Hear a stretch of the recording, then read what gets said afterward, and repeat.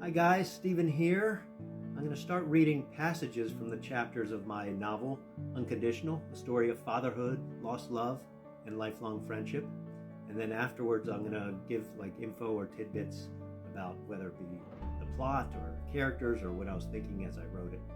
And if you're interested in the book, it's available in all formats. On Amazon, you can get it in audiobook, ebook, paperback, and hardcover. And in libraries and bookstores, it's available in paperback and hardcover, and it's available as an ebook in libraries too. You just have to request it. So if interested, go to the link below and check it out. All right, here it goes. Chapter 1.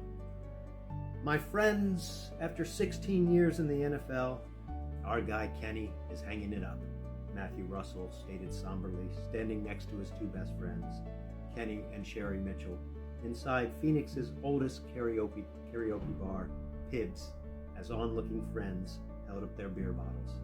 Sherry, the same age as Matthew at 35, nodded in appreciation as her husband Kenny, 37, held his head up proudly. The three of them had met in college, the University of Arizona, at a party of one of Kenny's football teammates, who was hosting the party in an off-campus apartment. Kenny was the star running back of the team, and with his gregarious personality, parties he went to were usually well attended. Kenny and Sherry weren't a couple yet, just friends, although it was obvious to Matthew where things were headed. It's not that these young bucks have passed him by with their superior speed and athleticism, Matthew continued. It's that their all-encompassing inferiority has finally bored him to where he just couldn't take it anymore. That's right, Kenny bellowed, and don't y'all forget it. Sherry held up her glass of water, which stood out among the sea of bottles. When you're just too good for the room, you gotta get up and leave the room, she said. My baby's spitting the truth, Kenny said, smiling with a nod. Let's drink to that, Sherry said. Everyone in their area drank their beer. Pibs was a beer and shots bar. All the drinkers in their area had either a Bud Light, a Heineken, or a Corona. Matthew went with a Heineken instead of his usual Bud Light. It was a celebration after all, he said to himself, chuckling when he ordered it.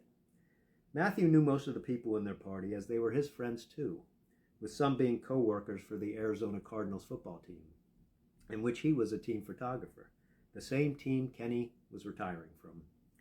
Then Sherry held up her glass again.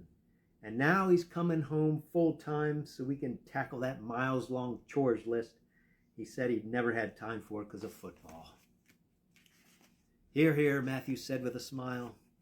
I didn't like that toast as much, Kenny retorted.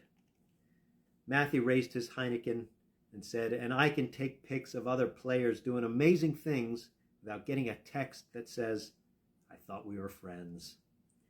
Everyone chuckled and took a drink as Larry, Matthew's boss, who ran the Cardinals media department, gave a hearty hear, hear. These toasts are getting worse, Kenny said, clearly enjoying the ribbing as he shook his head while smiling. Okay, again, that was just a passage from chapter 1. What I did in that passage especially was covering the lifelong friendship part of the book, as Sherry and Kenny, really they're the kind of friends in Matthew's life that's more like family than friends, but they're the lifelong friends I'm referring to. The book covers 18 years of Matthew's life, and friendships, as they often do over time, evolve. So when you read the book, you'll see, do things evolve in good ways? Are there bumpy roads, bumps along the road in their friendships? So there's a lot going on there, but that's what it's about. So again, this was chapter 1, a passage of chapter 1. I'll be back at another time and read from chapter 2, and hope you stick around and watch these. All right, thanks. Bye.